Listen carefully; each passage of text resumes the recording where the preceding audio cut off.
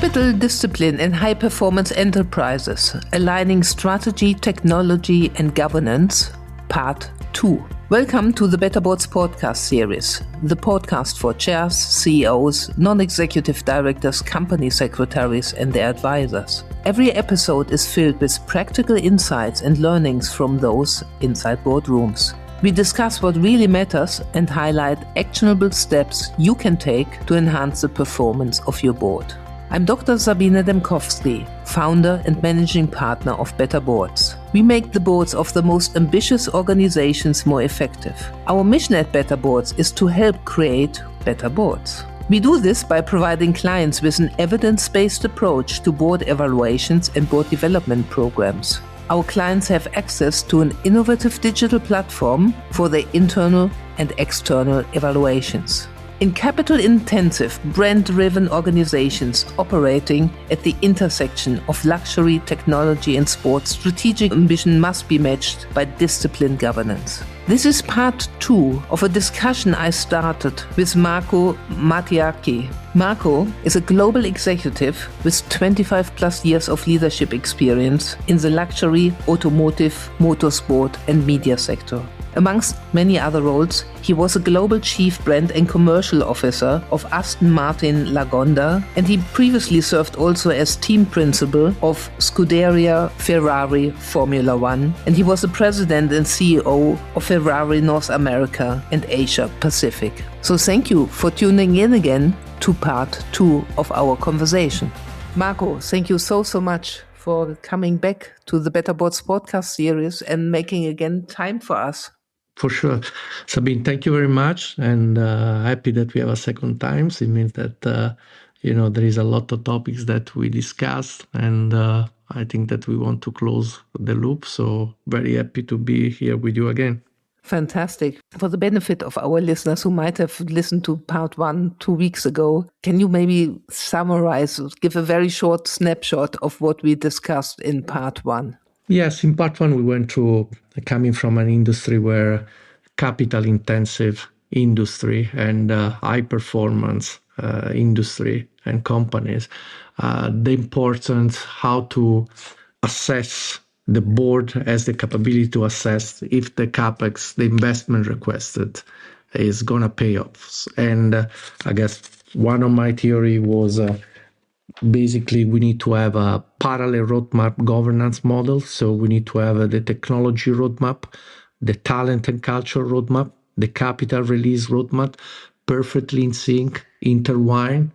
We did agree that unfortunately sometimes that we don't give enough focus or structure to the talent and culture roadmap. So those were my key takes or key points. So fantastic. Let's move on from there. And another thing I'm seeing, there's so much talk about key performance indicators. Mm-hmm. But when I really observe boards, I'm seeing a lot of boards do not necessarily have the necessary KPIs in place that really matter in change, in transformation situations. So when overseeing transformation, these major expenditures going in, what are in your view the most meaningful KPIs boards should monitor? I mean, if you talk about technology, the technology roadmap, R&D roadmap, definitely, you need to establish with an engineering team every 3 months when you have the board to make sure that, the KPI that are strictly related to is the program on time, is the program on budget, is the quality output of the program there. And the other fundamental part are the variables, are new variables that are moving a little bit a delta from the trajectory that we established.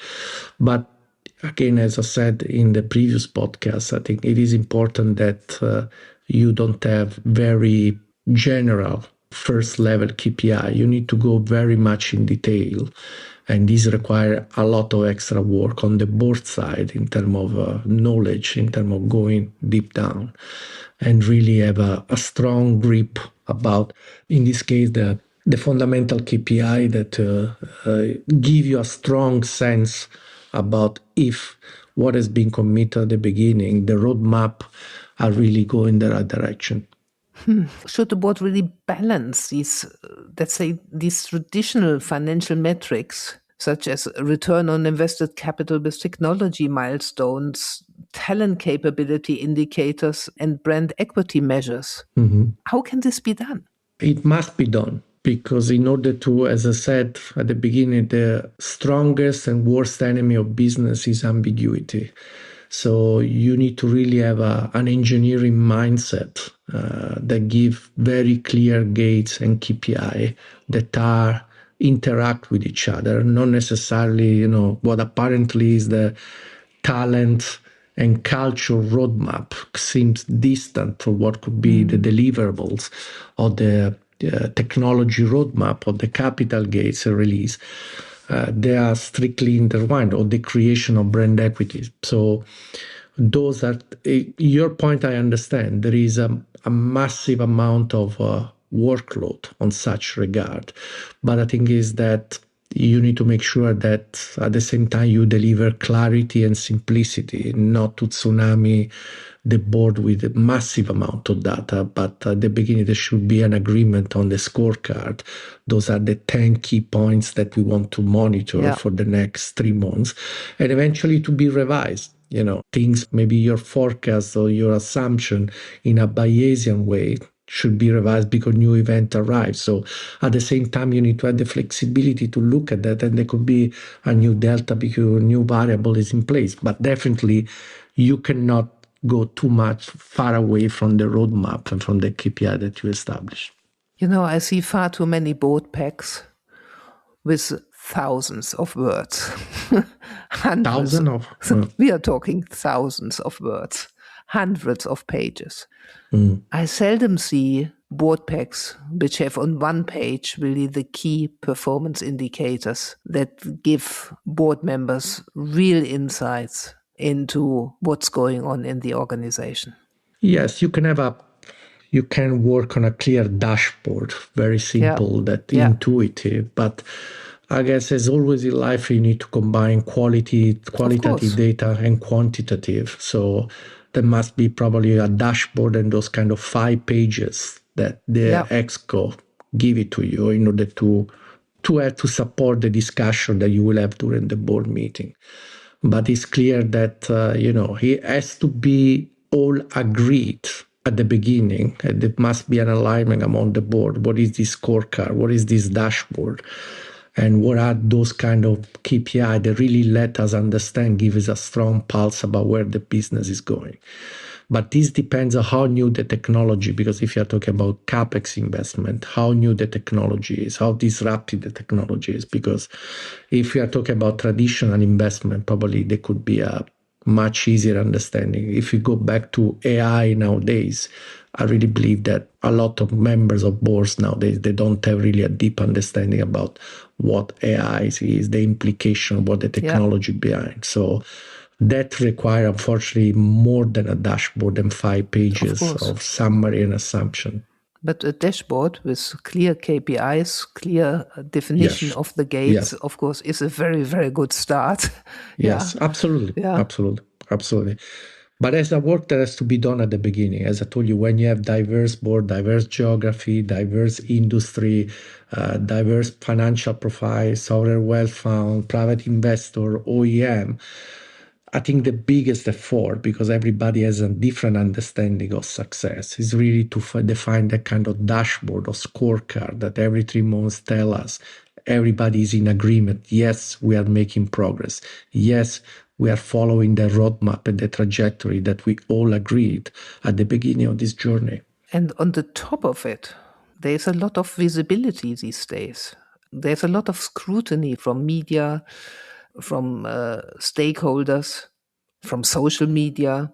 Yes. Particularly in the industries where you were so active, in sports and global luxury. Yeah. How can boards really provide constructive challenge while preserving the executive agility and the strategic momentum without doing this really constructively, without rocking the boat and initiating a fallout? Again, it's It's a very good question because there is, the political aspect that is important, but at the same time there is the discipline of.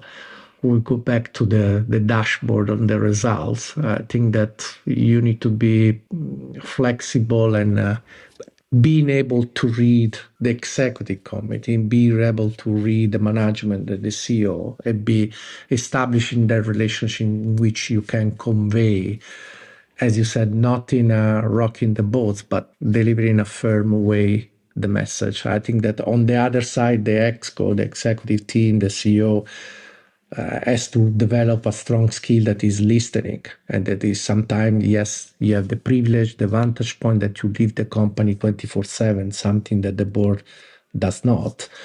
But as I said, the board has the privilege of wisdom, experience, helicopter view, and plus maybe is open to other kind of sources, information, media, so maybe can give their point of view, deliver their feeling and their point of view in a smart way. It's a very delicate exercise, but I go back to point one. I think that the first enemy is ambiguity. It is important to be firm, respectful, politically savvy, to understand how you move inside the board, how you move within the company. But the goal is to take away any ambiguity between you and the result of the company. So that's fundamental. I mean, let's look at this interface. I mean, you worked on many executive boards, and dealing with this tension that can be there between executive boards and governing boards. What really practical behaviors, our listeners are always keen to understand what really works in practice, What practical behaviors have you seen are really helpful to create this alignment between executives and board members? I think the key element is to be competent. I mean, when you... Easier said than done. Sorry? Easier said than done. Easier said than done, but I think you're moving in areas where you have really extremely smart people with great experience, at least I'm telling you from my side. And so when you see that you have people with certain kind of background and a journey and even great human being, because I mean they lived across all the geography, so great experience. The dialogue is respectful and easier. Okay, so on both sides. So I think that competence, knowledge, it is fundamental, and definitely mutual respect. And but as well as a board member, you need to let the management understand that you went through a deep reading and intelligence about the work that has been done, so you know how the company is moving. It's not just you meet every 3 months. So that's something that you need to break apart, that kind of barrier of perception, if it's there. So it's the knowledge, overall, the background of the board member, the experience, the way he poses himself, but as well is, yes, I know you are here 24/7, but at the same time, I did my part. I did study the memo. I know your company extremely well. I think that is... those two elements are great facilitator and an answer of the relationship between the board and the ExCo. What did board members actually do? Maybe give 1 or 2 examples as we come to an end of this episode that really angered you, that really frustrated you as an executive. Honestly, I'm 55. Anger and is outside the scope of work. I can manage extremely well, so I don't get angry at all. And I believe as a manager, if there is misunderstanding, I always start from the assumption that I did not explain properly. I did not give enough information, intelligence to the board to make a proper judgment, or to the CEO or to the chairman. So the frustration...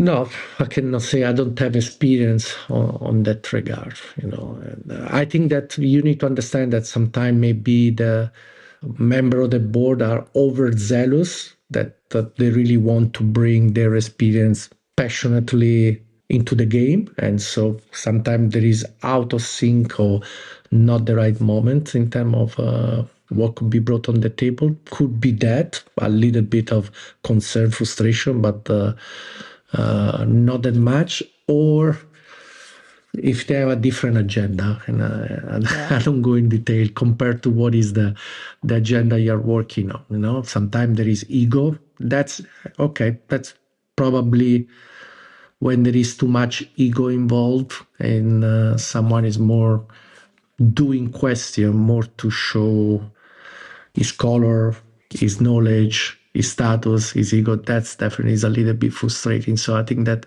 ego should be.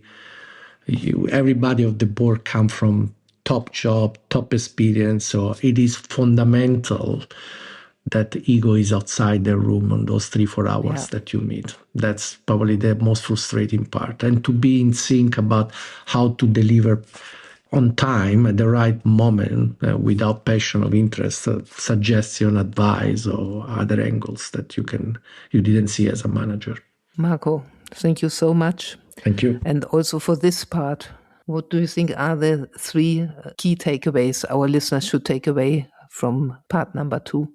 As I think that sharing since the beginning, a common understanding of KPI, a common understanding what is the definition of success for all the board and the executive team and the CEO, very clear, and being able to bring it every 3 months in a very intuitive, simple dashboard, scoreboard, plus 5 pages of analysis and assumptions. And the other one, as we just finished, basically keep ego out of the boardroom and the executive room. That's fundamental. And as I said, the first enemy to fight is ambiguity. Marco, thank you so much. Thanks a lot. For contributing to the Better Bots podcast series. Thanks a lot, Sabine. Thank you very much. As always, thank you for listening to the Better Bots podcast series. If you would like to learn more about our work, if you would like to see how we work with clients, experience our platform, have ideas for another podcast episode, or you would like to appear on our podcast, reach out. You can best reach us on info@better-boards.com.